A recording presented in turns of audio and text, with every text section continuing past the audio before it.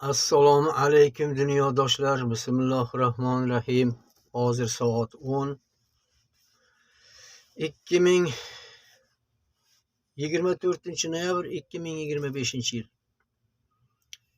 Hozir gap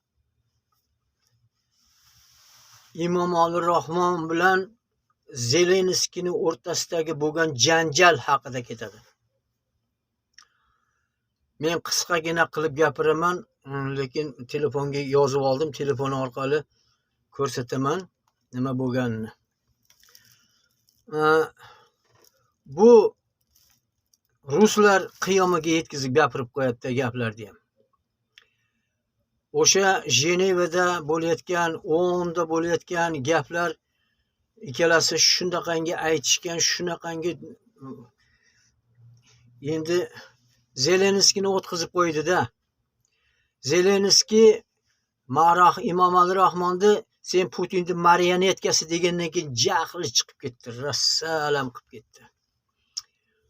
Shu ko'rsatmadi, ikkinchi marta ko'rsatmadi, Zelenskiyni tagiga bosib olib rasa urdi.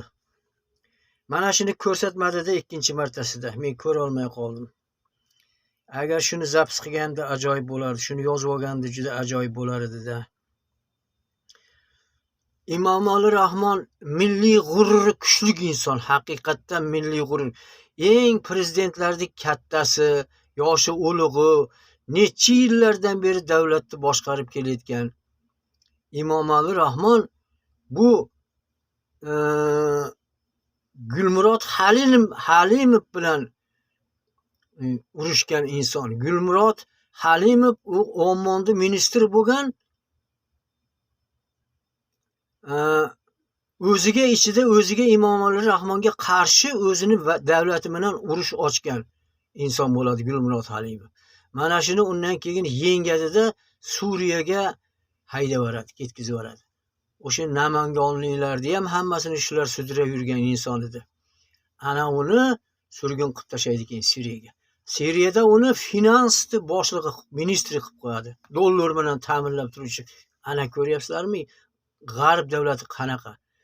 Bitta davlatni bosib egallab olish uchun qanchadan qancha dollarlarni pechatlaydi. Hozir menga yana mana shu hozir bundan oldingi ko'rsatuvimda dollarni gapirmang deyapti. Iltimos deydi, biz dollarni yaxshi ko'ramiz deyapti. Bu kimlar ekan endi bu? O'zbekistonda odamlar shunday deyapti menda. Boshqa gapni gapiring qilmang. Lekin Emomali Rahmonda qangi tajribali inson, mening o'zimcha, mening fikrim endi bunaqangi tajribali inson yo'q bo'lsa kerak deb o'ylayman. Mana shuni tomosha qilinglar sizlar, mana shuni tomosha qilinglar. В своей стране знает, что такое настоящий ужас. Рядом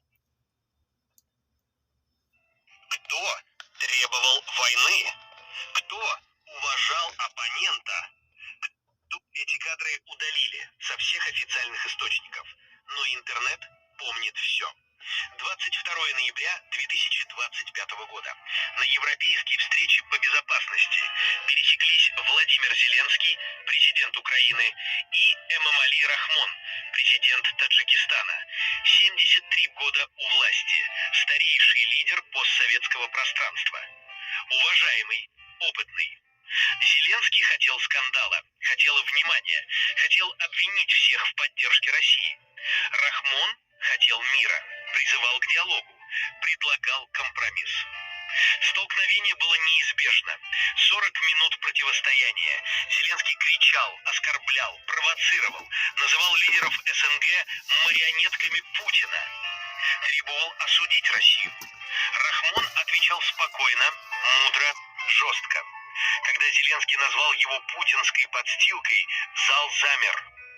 Что сказал Рахмон в ответ? Как закончился этот скандал? Обязательно слушайте историю до конца. Вы будете поражены.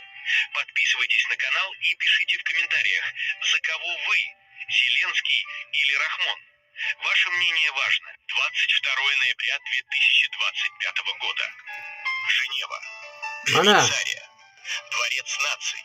Штаб-квартира ООН в Европе. Европейский совет безопасности. 50 стран.